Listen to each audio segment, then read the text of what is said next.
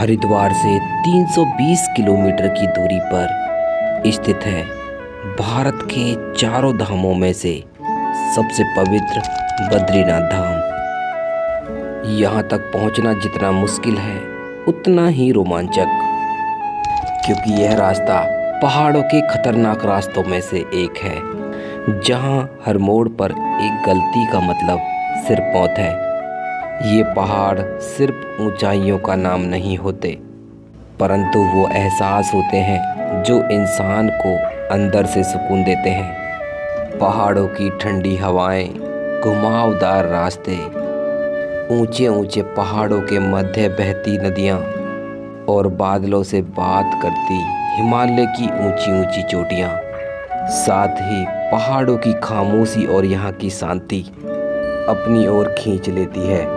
तो दोस्तों, आज मैं आपको बद्रीनाथ धाम की इस पवित्र यात्रा पर लेके चलूँगा और आपको बताऊँगा कि जब 2026 में यात्रा शुरू होगी तो रास्ते में रोड कंडीशन कैसी होगी, पूरी यात्रा में रास्ते में कौन कौन से शहर पड़ेंगे, कहाँ कहाँ पर आप रहने खाने की व्यवस्था कर सकते हैं, पेट्रोल पंप की सुविधा कहाँ कहाँ मिलेगी, ऑफलाइन रजिस्ट्रेशन काउंटर आपको कहाँ मिलेंगे, साथ ही रास्ते में पड़ने वाले पंचप्रयाग और धारी देवी के भी दिव्य दर्शन कराऊंगा। दोस्तों, अगर आप हमारी इस वीडियो को देखकर 2026 में बद्रीनाथ धाम की यात्रा पर जाते हैं तो सचमुच आपको कोई समस्या नहीं होगी। तो दोस्तों, वीडियो को बिना स्किप किए हुए अंत तक देखना। अगर आप चैनल पर नए हैं तो चैनल को ज़रूर सब्सक्राइब कर लें और बेल आइकन दबा दें।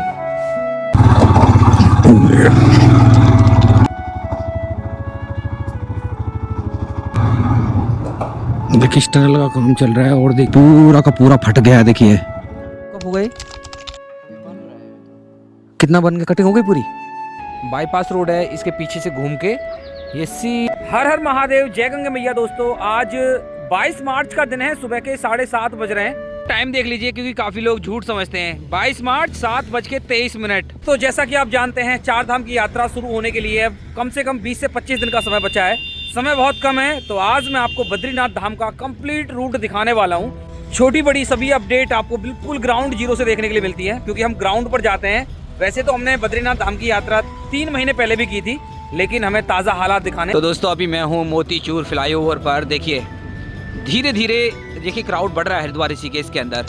वैसे जब चार धाम यात्रा शुरू होगी तो पूरे पहाड़ों में आपको भारी क्राउड देखने के लिए मिलेगा, भारी ट्रैफिक आपको देखने के लिए मिलेगा। और यहाँ से देख लीजिए, माना पास है 355।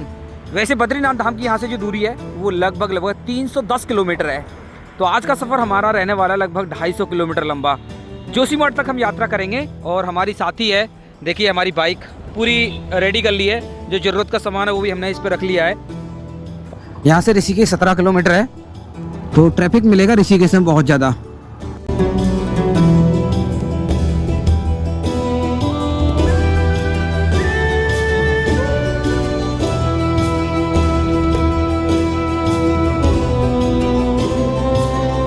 तो दोस्तों, अभी हमारी रायवाला में एंट्री हो रही है। ये एक बड़ा कस्बा है हरिद्वार से ऋषिकेश के बीच में, और बिल्कुल बीचों बीच पड़ता है। हरिद्वार से भी दूरी लगभग 15 किलोमीटर, ऋषिकेश से भी दूरी लगभग 15 किलोमीटर है। यहाँ पर एक रेलवे स्टेशन भी है और काफ़ी शांत प्लेस है, ये पीसफुल प्लेस है। टूरिस्ट यहाँ पर स्टे बनाते हैं, जो पिकनिक के लिए आते हैं, पार्टी के लिए आते हैं। अच्छे अच्छे होटल भी यहाँ पर आपको मिल जाएंगे।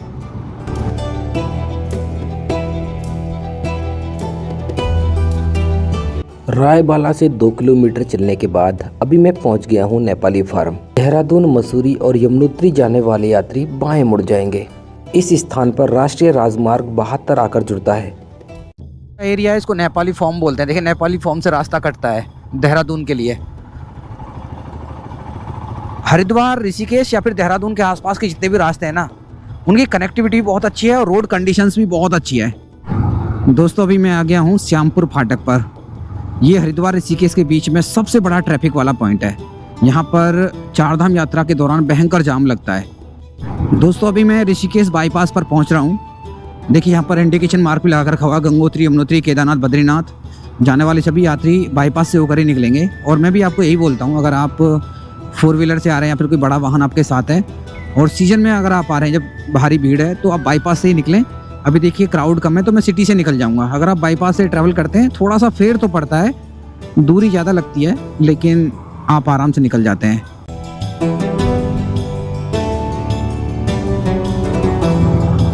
तो दोस्तों अभी हम ऋषिकेश शहर में एंट्री कर रहे हैं। देखिए हिमालय की तलहटी में बसा ऋषिकेश बहुत ही सुंदर और पवित्र शहर है। ऋषिकेश न केवल आध्यात्मिक शांति के लिए जाना जाता है, बल्कि ऋषिकेश अब एडवेंचर का सबसे बड़ा हब बन चुका है। ऋषिकेश में आप river rafting, boating, speed boating, camping, trekking सभी का लाभ उठा सकते हैं।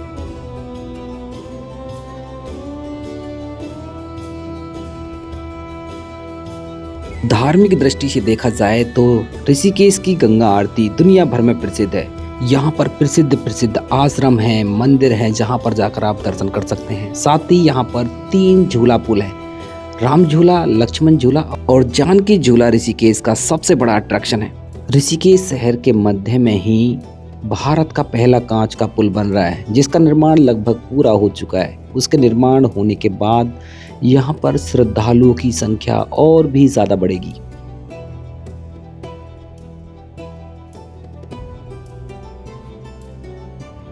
ऋषिकेश शहर को yoga capital of the world के नाम से भी जाना जाता है। यहाँ पर अनेक योगा सेंटर हैं, जहाँ पर आप योगा भी सीख सकते हैं।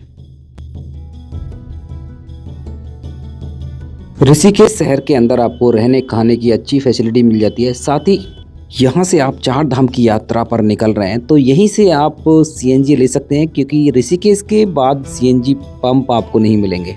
बाकी बात पेट्रोल पंप की जाए तो आपको हरिद्वार से लेकर बद्रीनाथ धाम तक अनेक जगह पेट्रोल पंप मिल जाएंगे।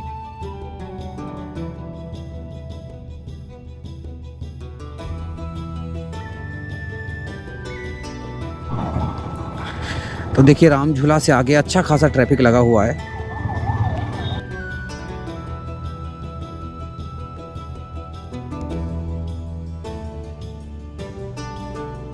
ऋषिकेश को पार करने के साथ ही प्रॉपर पहाड़ी वाला एरिया शुरू हो गया। देखिए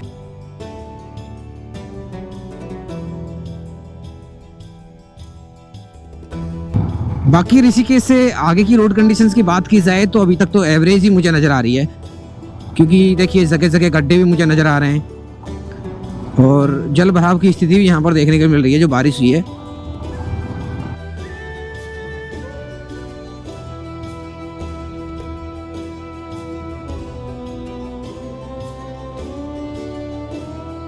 देखिए गाड़ी रात को ही पलटी है मुझे लग रहा है। देखिए उलट गई है और ये हादसे पहाड़ों में लगातार देखने के लिए मिलते हैं। तो कहा जाता है ना, सावधानी हटी दुर्घटना घटी।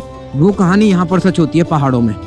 यहाँ पर आपको लापरवाही का एक भी मौका नहीं मिलता। यहाँ पर हल्की सी लापरवाही तुरंत आपकी जान जोखिम में।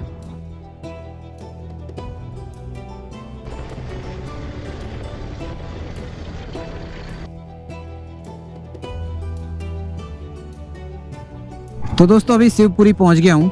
शिवपुरी ऋषिकेश से 16 किलोमीटर की दूरी पर एक खूबसूरत सा गांव है। जैसे ऋषिकेश को योगा की राजधानी कहा जाता है, उसी प्रकार से हम शिवपुरी को एडवेंचर की राजधानी कह सकते हैं, क्योंकि यहाँ पर बहुत से एडवेंचर कराए जाते हैं। बंजी जंपिंग, ट्रैकिंग, कैंपिंग और यहाँ के सुंदर सुंदर बीचेस ना बहुत ज्यादा खूबसूरत हैं। समुद्र तल से इसकी ऊंचाई लगभग 1450 फीट है और यहाँ का टेम्परेचर ऋषिकेश की तुलना में 3 से 4 डिग्री कम रहता है।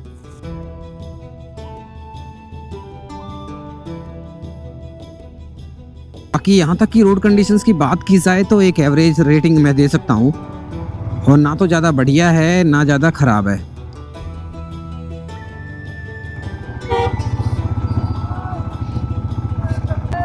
काफ़ी मजदूर यहाँ पर काम कर रहे हैं।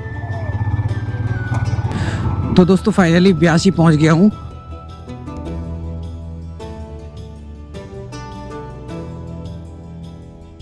यहाँ पर भी भारी लैंडस्लाइड जोन बनी हुई है।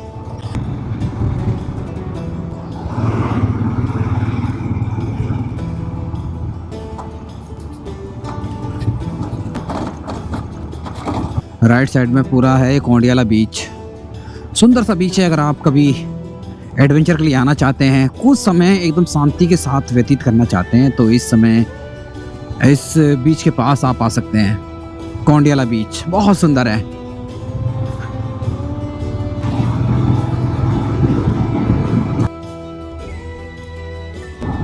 देखो गाड़ी ये पलटी पड़ी।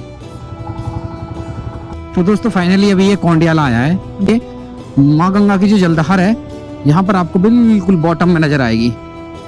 और यहाँ पर भी देखिए आपके अच्छे खाने पीने की व्यवस्था हो जाती है कोंडियाला में।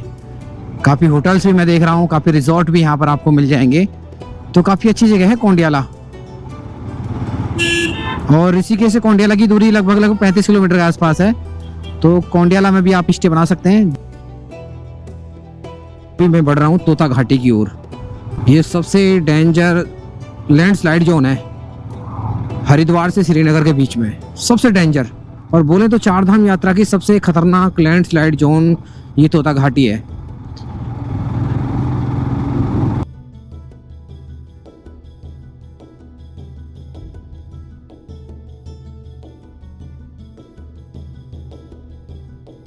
तो ये भयंकर लैंडस्लाइड जोन है। हालांकि देखिए ट्रीटमेंट हो चुका है ज़्यादातर पहाड़ों का, बाकी मानसून में पता चलेगा कि कैसा ट्रीटमेंट हुआ है। तो देखिए आपने देखा होगा पिछली बार जितनी भी बार चारधाम यात्रा हुई है ना, तोता घाटी सबसे ज़्यादा डिस्टर्ब रही है। सबसे ज़्यादा जो लैंडस्लाइड यहाँ पर हुई है।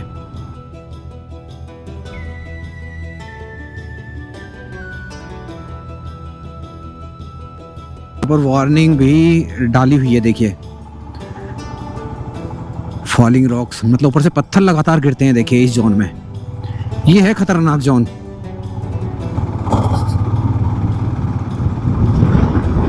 देखिए बावजूद इसके ना रोड कंडीशन काफ़ी अच्छी नज़र आ रही हैं। रोड कंडीशंस काफ़ी अच्छी हैं। तो अभी तक देखिए मेरे को ख़राब रोड तो ज़्यादा कहीं मिली नहीं है, हल्के फुल्के गड्ढे तो मिले हैं। और ये पहाड़ों में चलता है।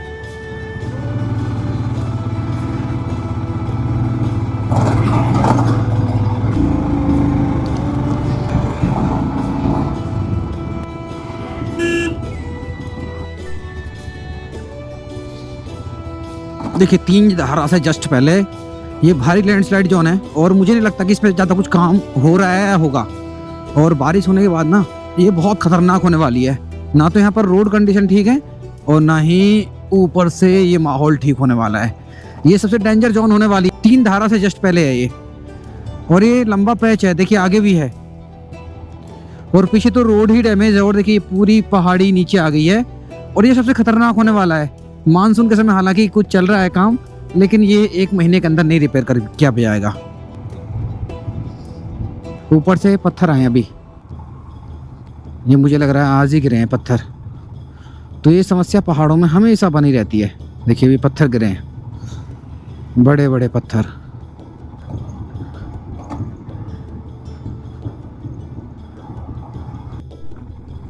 तो दोस्तों फाइनली अभी हम 3 धारा पहुंच चुके हैं। ये स्टॉपेज पॉइंट है जो जितनी भी रोडवेज बसेस पहाड़ों में चलती हैं, गाड़ियां पहाड़ों में चलती हैं, यहाँ पर खाने पीने की अच्छी व्यवस्था है। और देखिए बहुत बड़े बड़े यहाँ पर ढाबे हैं जो आपको ताज़ा फूड खिलाते हैं। देखिए सभी गढ़वाल मंडल की गाड़ी यहाँ पर खड़ी हुई हैं। यूटीसी की गाड़ियाँ भी आगे कुछ खड़ी हुई हैं।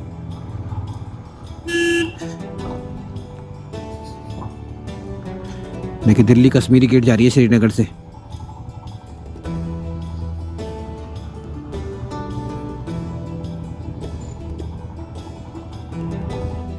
अभी यहाँ से पूरा ढलान है देवप्रयाग तक।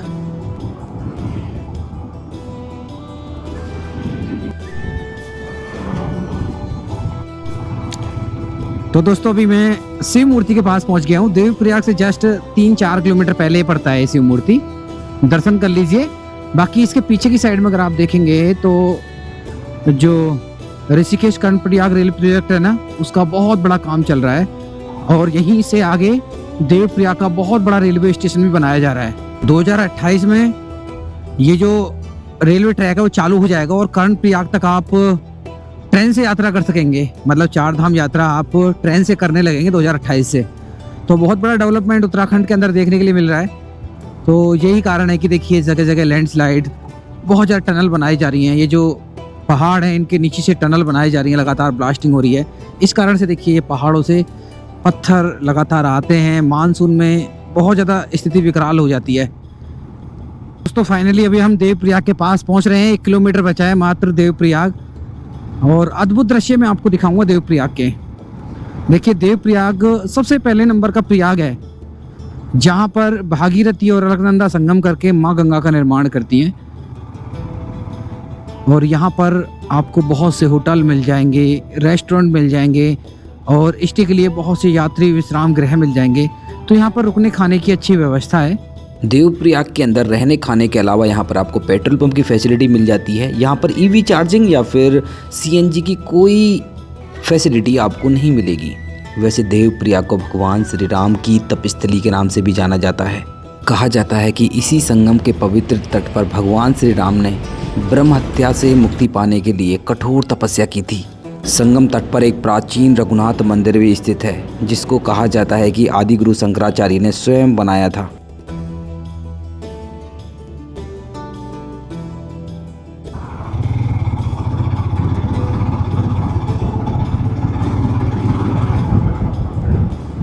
तो ये भी पूरी लैंडस्लाइड जो है ना, देखिए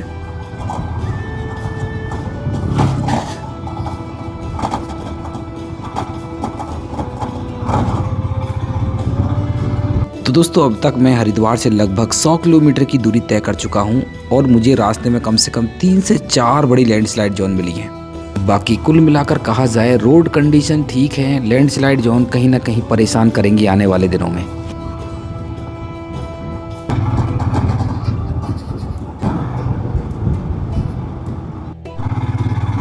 तो देखिए श्रीनगर से पहले एक और लैंडस्लाइड जोन देखिए आ गई है, भारी लैंडस्लाइड जोन है। और देखिए यहाँ पर लगातार काम चल रहा है, ट्रीटमेंट का कार्य चल रहा है। लेकिन मुझे नहीं लगता कि ये भी लैंडस्लाइड जोन यात्रा शुरू होने से पहले रिपेयर कर ली जाएगी। ये सब की सब खतरनाक होने वाली है मानसून के समय, जब भारी सैलाब पहाड़ों से आएगा। ये पत्थर सब के सब देखिए सड़क पर ही नजर आएंगे। तो ऐसे में मुझे लग रहा है कि ये कुछ पैचेस हैं जहाँ पर यात्रा डिस्टर्ब हो सकती है, खतरनाक पैचेस हैं। देखिए यहाँ पर भी देखिए ये पहाड़ पूरा सड़क पर आ गया है, इसको हटाने का कार्य जारी है। ये मूल्या गांव पड़ता है, मूल्या गांव के आसपास ये पैच है।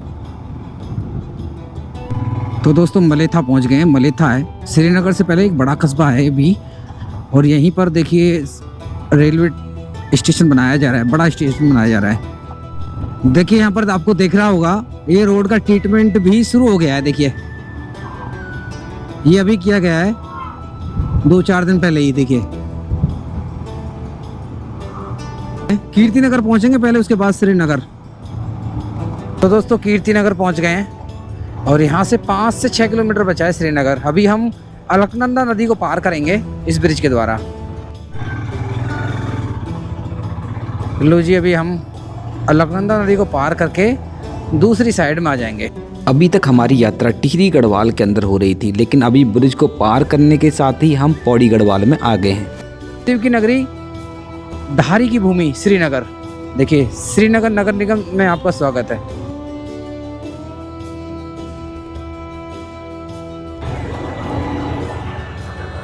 श्रीनगर पौड़ी गढ़वाल जिले के अंदर आता है, जो कि बद्रीनाथ, केदारनाथ और हेमकुंड साहिब की यात्रा के लिए एक महत्वपूर्ण पड़ाव है। समुद्र तल से लगभग 1850 फीट की ऊंचाई पर श्रीनगर शहर अलकनंदा नदी के बाईं ओर स्थित है। अगर पुराने समय की बात करें, श्रीनगर शहर गढ़वाल मंडल की राजधानी रहा करती थी, और श्रीनगर 14वीं शताब्दी से लेकर 1803 तक गढ़वाल मंडल की राजधानी रहा। श्रीनगर शहर के अंदर आपको सभी प्रकार की सुविधाएं मिल जाती हैं, रहने, खाने, पेट्रोल, डीजल, और यहाँ पर कुछ स्टेशन इलेक्ट्रिक गाड़ियों की चार्जिंग के लिए भी उपलब्ध हैं। तो दोस्तों फाइनली श्रीनगर और श्रीकोट को पार कर लिया है। अभी हम बढ़ रहे हैं रुद्रप्रयाग की ओर, और रोड कंडीशंस देख लीजिए।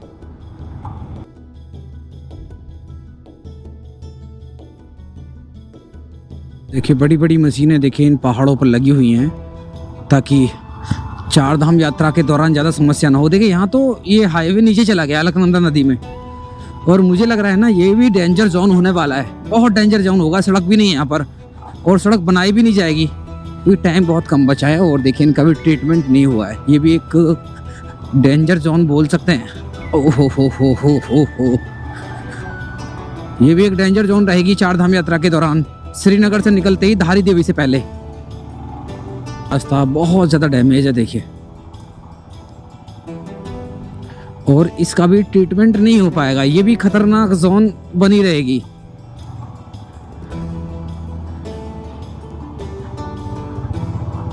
देखिए ऊपर से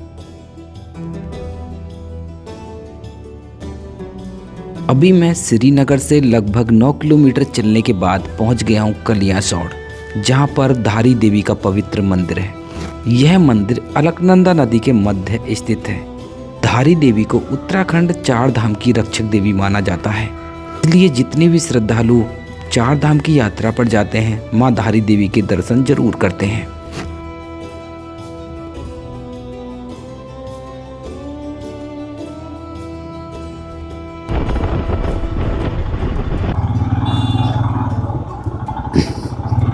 देखिए भूस्खलन क्षेत्र है, मतलब लैंडस्लाइड जोन है, भारी लैंडस्लाइड जोन। देखिए यहाँ पर तो सड़क ही नहीं है, मुझे लग रहा है ये खड़ंजाबाद में लगाया है। सड़क पूरी बह गई है यहाँ पर भी, और यहाँ पर भी कोई ट्रीटमेंट का कार्य नहीं किया जा रहा है। तो मुझे लग रहा है इस साल जो यात्रा है ना, चार धाम यात्रा, अपनी 4 व्हीलर से 2 व्हीलर से थोड़ी सी रिस्की रहने वाली है। देखिए, और नीचे अगर आप देखेंगे तो अलकनंदा नदी और कम से कम 100 फीट गहरी खाई। देखिए थोड़े से डरावने दृश्य यहाँ पर देखने के लिए मिल रहे हैं। ओहो, सेम कंडीशन यहाँ भी है देखिए। हालांकि काम जारी है, लेकिन कब पूरा होगा कह नहीं सकते।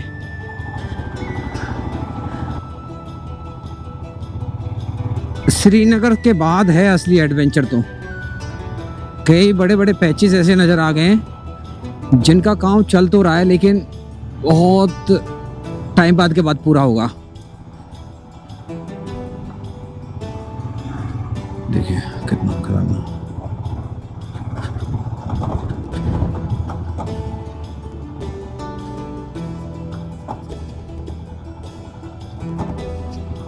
Oh my God.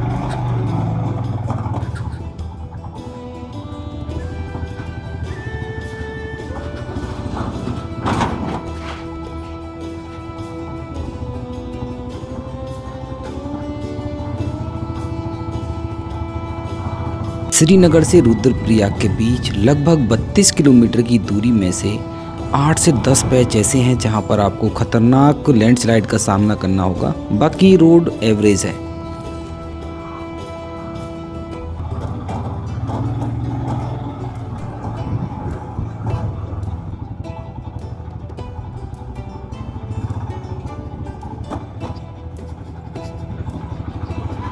तो दोस्तों फाइनली अभी हम रुद्रप्रयाग पहुंचने वाले हैं। रोड कंडीशन आपने देख ही ली है, कहीं कहीं बहुत अच्छी हैं, कहीं कहीं बहुत खतरनाक हैं। बाकी मैं आपको एक महत्वपूर्ण जानकारी देता हूं। देखिए अभी मार्च एंड चल रहा है, और देखिए जो गैस का क्राइसिस है आपके शहर में बहुत ज़्यादा हो रहा होगा, जो क्योंकि ईरान, अमेरिका और इजराइल का जो युद्ध चल रहा है उसकी वजह से गैस की बड़ी दिक्कत हो रही है। काफ़ी रेस्टोरेंट बंद हो गए हैं, लेकिन पहाड़ों में इसका असर ज़्यादा नज़र नहीं आ रहा है। ना तो देखिए भोजन के रेट बढ़े हैं, खाने के रेट बिल्कुल भी नहीं बढ़े हैं, और ना ही गैस की ज़्यादा समस्या है।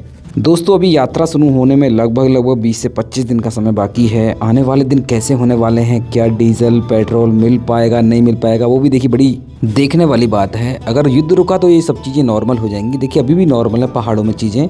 बाकी आप आराम से बेफिक्र होकर बुकिंग करा सकते हैं। अगर प्रॉब्लम आएगी तो देखिए सभी को फेस करनी होगी वो प्रॉब्लम। दोस्तों अभी हम चल रहे हैं राष्ट्रीय राजमार्ग 7 पर, और देखिए लेफ्ट साइड में एक हाईवे आ रहा है, वो 107 है, जो कि गौरीकुंड तक जाता है। केदारनाथ जाने वाले यात्री यहाँ से लेफ्ट टर्न लेते हैं और अलकनंदा नदी को पार करके दूसरी साइड में चले जाते हैं। वैसे इस रास्ते से ना अभी बाईपास भी बनाया जा रहा है, क्योंकि बद्रीनाथ और हेमकुंड साहिब जाने वाले यात्रियों को अभी रुद्रप्रयाग शहर के बीच से होकर जाना होता है। कभी कभी भारी ट्रैफिक का भी सामना करना होता है। इस ट्रैफिक से बचने के लिए भी एक बाईपास बनाया जा रहा है। लगभग 1 साल के बाद वो बाईपास भी बनकर तैयार हो जाएगा। रुद्रप्रयाग एक ज़िला है जो कि लगभग 3000 फीट की ऊंचाई पर स्थित है। रुद्रप्रयाग केदारनाथ से आने वाली मंदाकिनी और बद्रीनाथ धाम से आने वाली अलकनंदा के संगम तट पर बसा है। रुद्रप्रयाग शहर के अंदर भी आपके रहने खाने की अच्छी सुविधा मिल जाती है। यहाँ पर आपको पेट्रोल डीजल की भी पूरी व्यवस्था मिल जाएगी। यह है यहाँ का मुख्य बाजार, मुख्य बस स्टैंड। देखिए यहाँ पर ये यूटीसी की बसेस आती हैं, तो यहाँ पर जाम लग जाता है।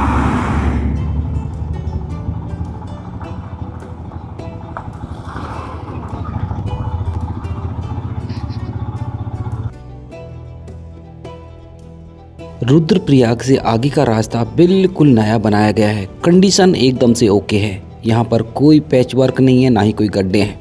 दोस्तों, अगर आप 2026 में सस्ता और बजट टूर पैकेज लेना चाहते हैं तो नीचे एक नंबर दिया गया है जिस पर कॉल करके आप अपने टूर पैकेज की बुकिंग करा सकते हैं। रास्ते की कंडीशन आप देख ही रहे हैं, कहीं कहीं रास्ता ठीक है, कहीं कहीं बहुत ज़्यादा खतरनाक है।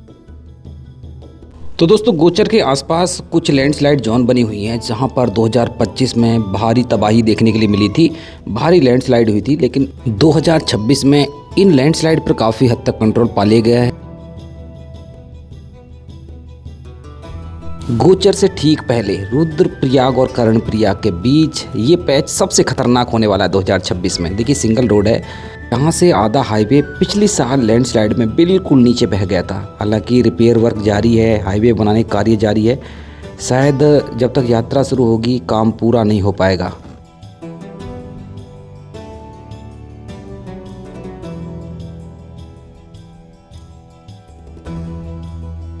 तो दोस्तों, अभी हम गोचर पहुंच चुके हैं। गोचर इस घाटी का सबसे समतल स्थान है।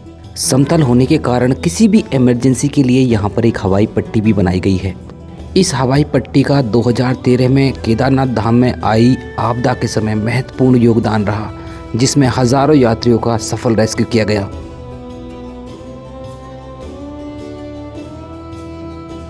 जैसे जैसे हम गोचर से आगे की ओर बढ़ेंगे, रास्ते और भी ज़्यादा खतरनाक होते चले जाएंगे।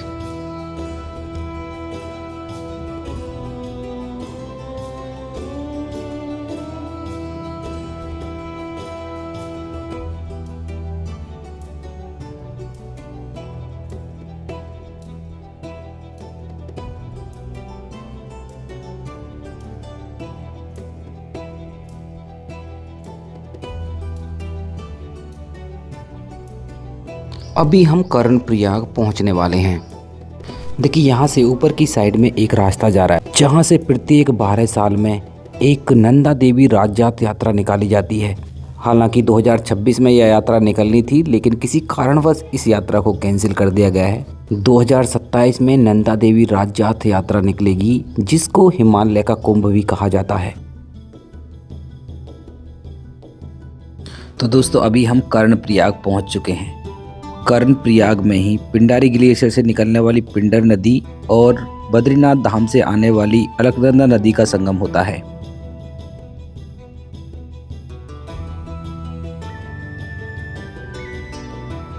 पौराणिक मान्यताओं के अनुसार कहा जाता है कि इसी स्थान पर कर्ण ने अपने पिता सूर्यदेव को प्रसन्न करने के लिए कठोर तपस्या की थी। तब स्वयं सूर्यदेव ने उनको अभेद कवच प्रदान किए थे। कर्णप्रयाग ऋषिकेश कर्णप्रयाग रेल प्रोजेक्ट का अंतिम स्टेशन होने वाला है। 2028 से बद्रीनाथ धाम की यात्रा पर आने वाले श्रद्धालु डायरेक्ट दिल्ली से ट्रेन लेकर कर्णप्रयाग तक पहुंच सकेंगे, जिससे बद्रीनाथ धाम की यात्रा सुगम और सुरक्षित हो जाएगी। 2025 या फिर उससे पहले कर्णप्रयाग से नंदप्रयाग का सफर काफी मुश्किल भरा और भारी लैंडस्लाइड के बीच से हुआ करता था, लेकिन 2026 में रोड की कंडीशन काफी अच्छी है।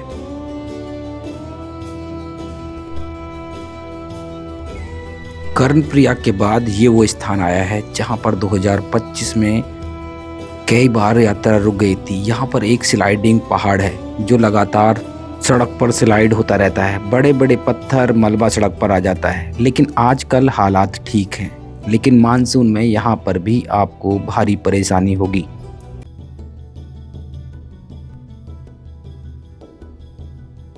तो दोस्तों, फाइनली अभी मैं कर्णप्रयाग से लगभग 28 किलोमीटर का सफ़र तय करने के बाद पहुंच गया हूं नंदप्रयाग। नंदप्रयाग भी एक संगम नगरी है जहां पर नंदाकिनी और अलकनंदा संगम करती हैं।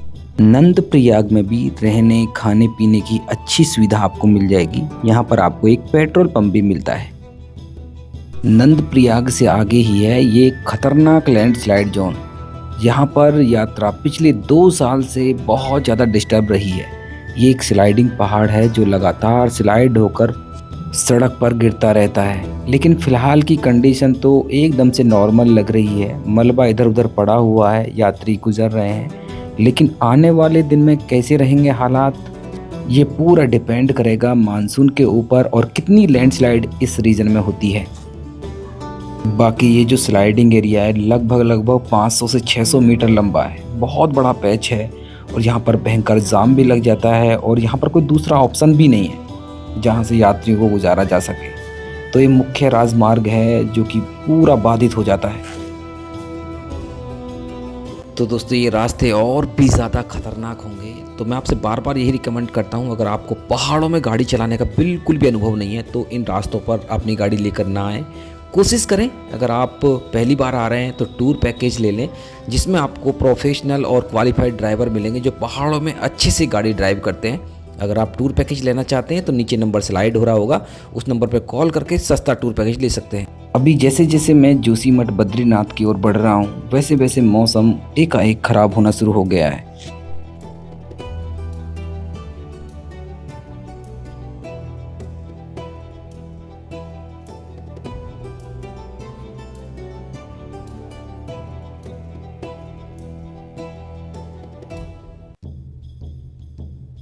दोस्तों अभी मैं चमोली पहुंचने वाला हूं। नंदप्रयाग की स्लाइडिंग जोन के बाद पूरा रास्ता बहुत अच्छा है।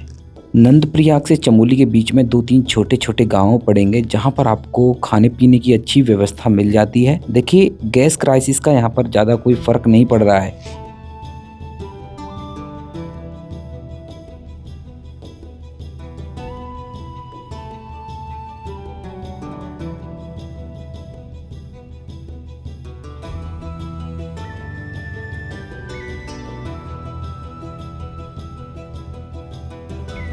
अभी हम चमोली गोपेश्वर नगर पालिका में पहुंच रहे हैं। यहाँ पर अलकनंदा नदी के दोनों ओर 2 बड़े शहर बसे हैं। एक और पहाड़ी के ऊपर गोपेश्वर, जबकि नीचे की दूसरी साइड में चमोली शहर बसा है।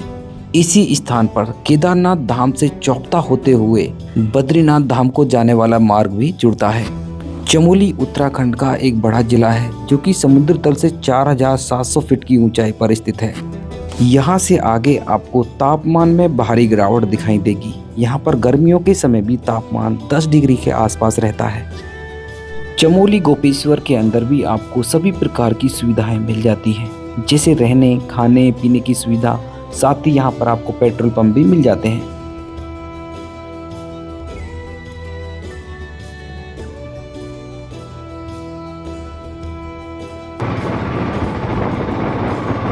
चमोली से आगे रास्ते के हालात बहुत अच्छे हैं, रास्ता बहुत अच्छा है और जैसे जैसे हम पीपल कोटी की ओर बढ़ते हैं रास्ता छोटा होता जाता है। कहीं कहीं तो रास्ते की चौड़ाई इतनी कम है कि वहां से 2 गाड़ियां भी आराम से नहीं गुजर सकती।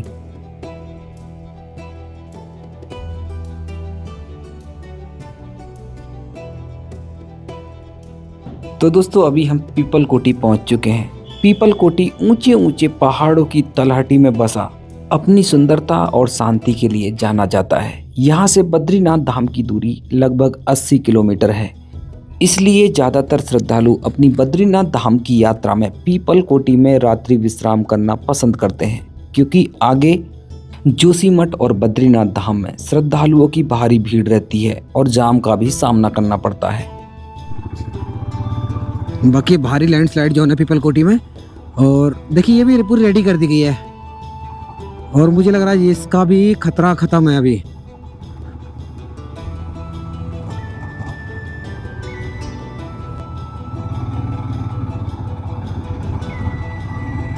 मुख्य बाजार है उसमें आ गया हूँ। देखिए यहाँ पर भी एकदम से सूना सूना पड़ा हुआ है, ना होटलों में चहल पहल, ना रास्तों पर गाड़ियों की आवाजाही। तो देखिए ऐसे हैं कुछ मुख्य बाजार के दृश्य।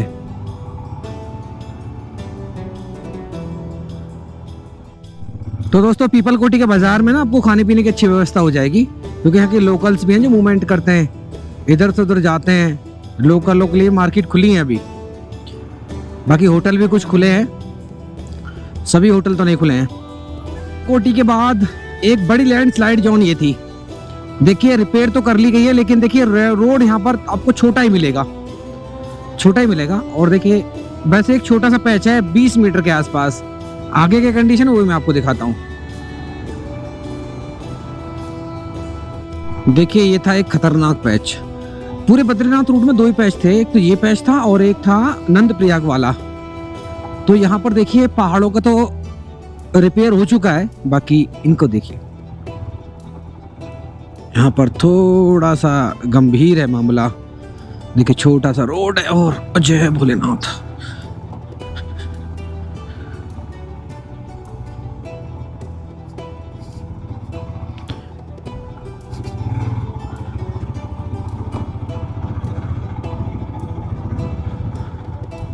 देखिए पूरा का पूरा फट गया है। देखिए काम चल रहा है रोड बनाने का।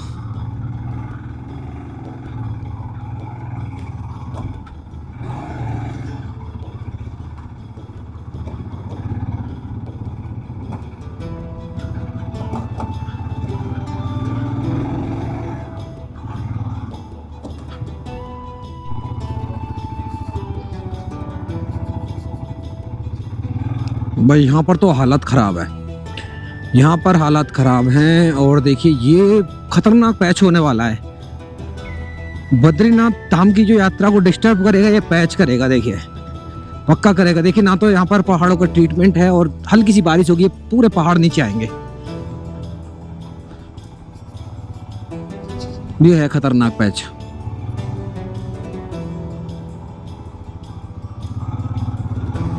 पीपल कोटी के तुरंत बाद जो 1 किलोमीटर का पैच है बहुत ज़्यादा खतरनाक है। तो यही वो कारण है जब हम आपको बोलते हैं अगर आपको पहाड़ों में गाड़ी चलाने का बिल्कुल भी अनुभव नहीं है, अपनी गाड़ी से यात्रा करने का बिल्कुल भी रिस्क ना लें।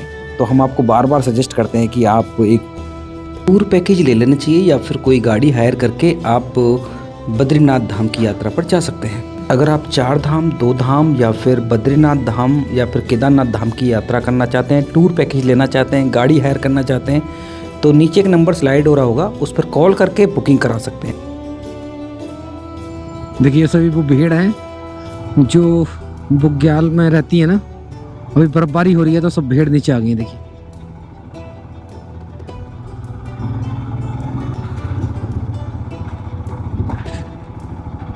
देखिए यहाँ तो रोड ही चली गई नीचे।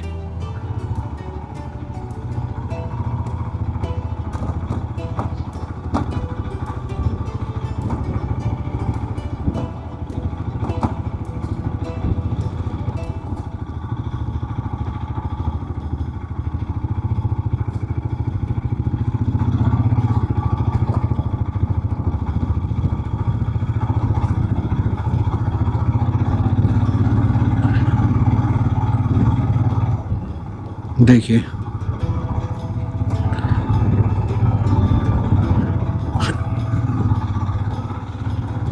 देखिए यहाँ पर तो मुझे लग रहा है हालात 2025 से भी बदतर हैं। देखिए ट्रीटमेंट तो हो गया है पहाड़ों का, लेकिन मलबा अभी भी सड़क पर पड़ा हुआ है। देखिए यहाँ पर भी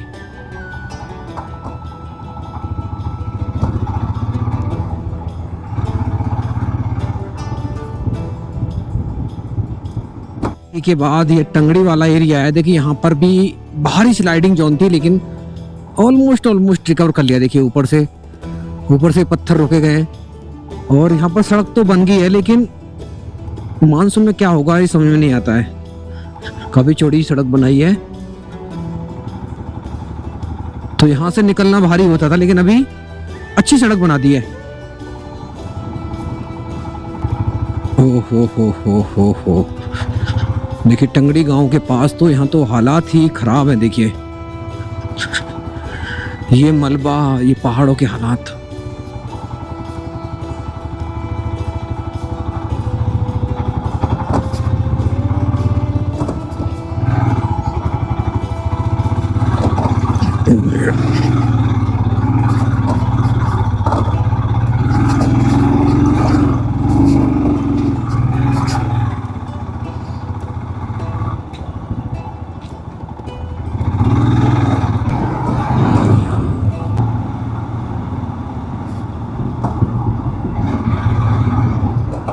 देखिए इस टनल का काम चल रहा है और देखिए इधर भाई देखिए अभी हम धीरे धीरे पाताल गंगा पहुंच रहे हैं। देखिए यहाँ से डेंटिंग पेंटिंग का काम शुरू हो गया है, सड़क की मरम्मत का काम।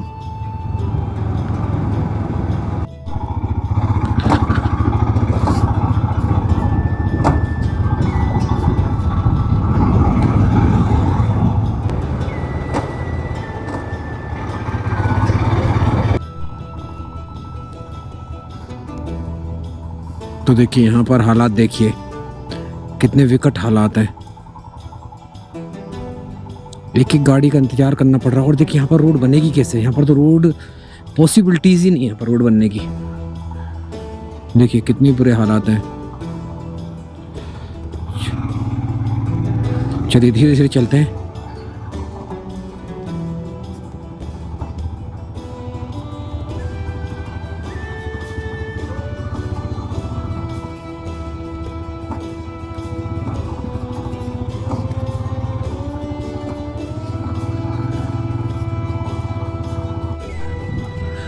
तो दोस्तों पीपल कोठी के बाद रोड की कंडीशन 3-4 जगह से बेहद ख़राब है और यही कारण बनेगा जाम का, सबसे बड़ा जाम का कारण बनेगा। और मानसून में कैसे मैनेज होगा ये रास्ता वो तो आने वाला समय ही बताएगा। तो दोस्तों अभी फाइनली हम हेलंग विलेज में पहुंच रहे हैं, लेकिन सनसेट हो रहा है तो थोड़ा सा डर भी लगने लगा है क्योंकि रास्ते खाली भी हैं और देखिए खतरनाक भी। ये कितने खतरनाक रास्ते हैं, बड़े ही संभल के चलना पड़ेगा। अभी हमें 15 किलोमीटर और चलना है। जोशीमठ आज स्टे रखेंगे और हमारा जो ये फर्स्ट एपिसोड है वो जोशीमठ तक का ही रहेगा। देखिए कितने खतरनाक रास्ते हैं और सचमुच ये जो रास्ते हैं ना 2025 से तो खतरनाक हैं, बहुत खतरनाक हैं। इसलिए मैं आपसे बार बार यही रिकमेंड करता हूँ कि देखिए अगर आप फर्स्ट टाइम आ रहे हैं तो इन रास्तों पर गाड़ी ना चलाएं। हेलंग विलेज आ गया है दोस्तों। जोशीमठ मात्र 13 किलोमीटर बचा है और 13 किलोमीटर की स्ट्रेट खड़ी चढ़ाई है, बिल्कुल टॉप पर जाना है हमें। और देखिए एक चीज़ बाईपास वाली भी चल रही थी कि जोशीमठ का बाईपास बनने वाला है, उसकी क्या कंडीशन है वो मैं आपको बताने वाला हूँ। जोशीमठ बाईपास वो आगे से ही देखिए अलकनंदा नदी के किनारे किनारे कटिंग चल रही है उसकी। कितना रेडी हुआ है, क्या इस साल ओपन हो पाएगा उसके बारे में जानकारी दूंगा। अगर वो ओपन हो जाता है तो कम से कम 15 से 20 किलोमीटर का आपका जो फेयर है वो बच जाएगा। दोस्त ये बाईपास रोड खुल गया क्या? बाईपास रोड चालू हो गए? नहीं अभी चालू कब हो गए? कितना बन गया? कटिंग हो गई पूरी? नहीं हुई कटिंग? अच्छा अभी है, इस साल नहीं खुलेगा?